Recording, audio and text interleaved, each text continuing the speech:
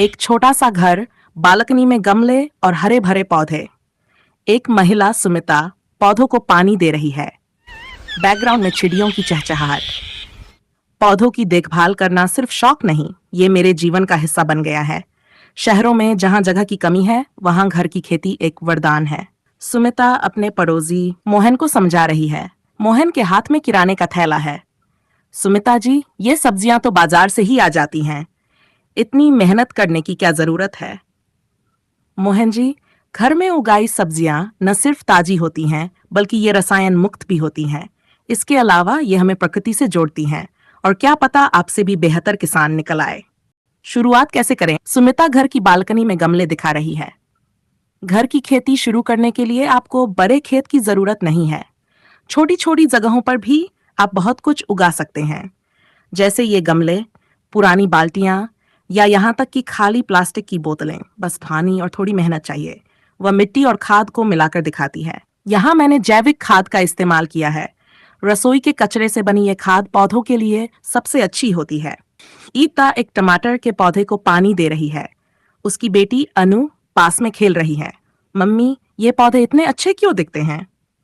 क्योंकि इन्हें समय पर पानी और पोषण मिलता है। देखभाल से ये पौधे बड़े और स्वस्थ होते हैं। और हाँ, इनसे हमें ताजी सब्जियां मिलती हैं। मैं भी उगाऊंगी। क्या मैं गाजर लगा सकती हूँ? बिल्कुल, तुम कल से मेरी छोटी किसान बनोगी। मोहन अब अपने घर की छत पर पौधों को देख रहा है। सुमिता वहां आती है। सुमिता जी, आपने मुझे प्रेरित किया। अब देखिए, मैंने मिर्च और धनिया उगाना शुरू कर दिया है।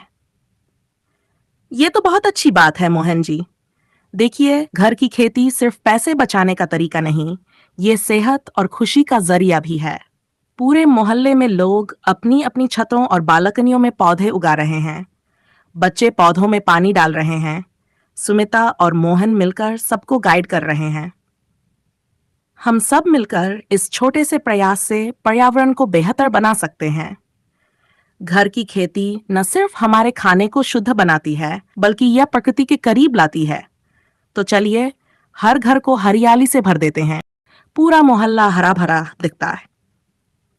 घर की खेती घर को खुशहाल बनाती है। इसे अपनाइए और दूसरों को प्रेरित कीजिए। सुमिता एक कार्यशाला का आयोजन करती है। वहां कुछ महिलाएं, बच्चे और पुरुष उपस्थित हैं। सुमिता एक प्रेजेंटेशन दे रही है। एक बड़ा चार्ट दीवार पर लगा हुआ है, जिसमें विभिन्न प्रकार की सब्जियां और उन्हें उगाने की प्रक्रिया दिख रही है। हम अपनी जरूरतों के हिसाब से अलग अलग सब्जियां और फल उगा सकते हैं, जैसे कि टमाटर, धनिया, पालक, गाजर, मिर्च और यहाँ तक कि स्ट्रॉबेरी भी। सबसे पहले यह तय करें कि आपके पास कितनी जगह है और आपको क्या उगाना है। सुमिता चार्ट पर गमलिंग, ग्रो बैग और वर्टिकल गार्डनिंग के तरीके दिखाती है। अगर आपके पास ज्यादा जगह नहीं है तो वर्टिकल गार्डनिंग का इस्तेमाल करें। यह कम जगह में भी अच्छा उत्पादन देता है। आप पुरानी बोतलें, पाइप और रैक। राधा उत्साहित होकर सवाल करती है। सुमिता जी, क्या यह बहुत खर्चीला होगा? बिल्कुल नहीं। पुरानी चीजों का उपयोग करके आप बहुत कम खर्च में खेती शुरू कर सकते हैं, और यह एक बार का निवेश है। पौधों से मिलने वाली ताजी सब्जियों से आपका खर्च बहुत कम हो जाएगा।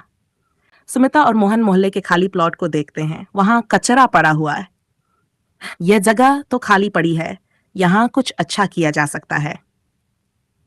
सही कहा आपने। क्यों न इसे एक सामूहिक गार्डन बना दें? सब लोग मिलकर इसे साफ करें और यहाँ सब्जियां उगाएं।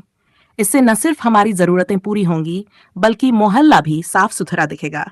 सभी पड़ोसी मिलकर कचरे को साफ करते हैं और सामूहिक गार्डन बनाते हैं। सुमिता बच्चों के साथ बीज बो रही है। अनु और उसके दोस्त बीज लगाकर खुश हो रहे हैं।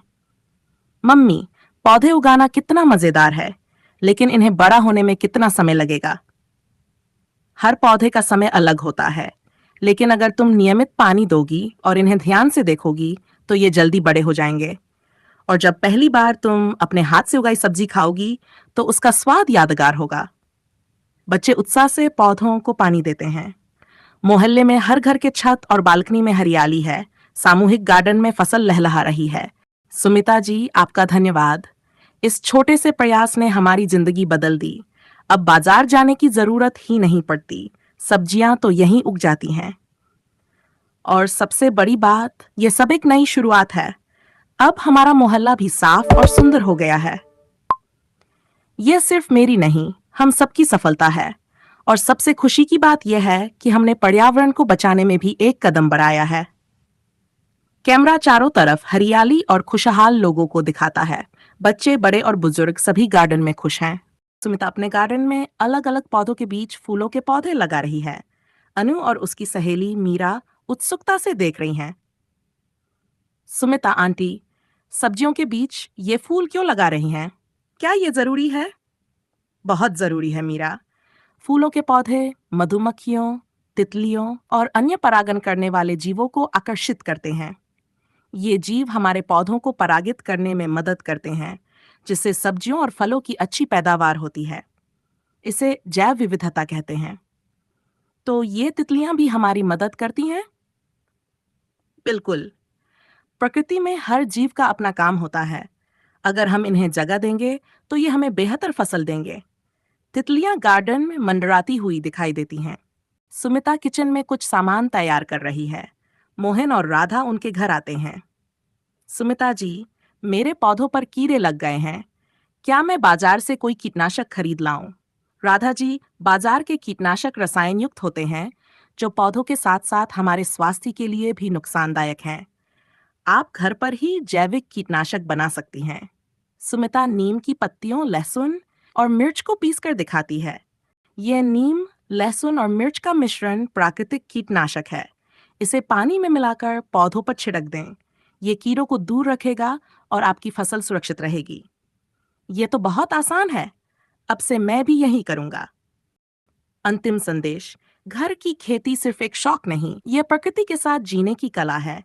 इसे अपनाएं, इसे फैलाएं और हर घर को हरियाली से भरें।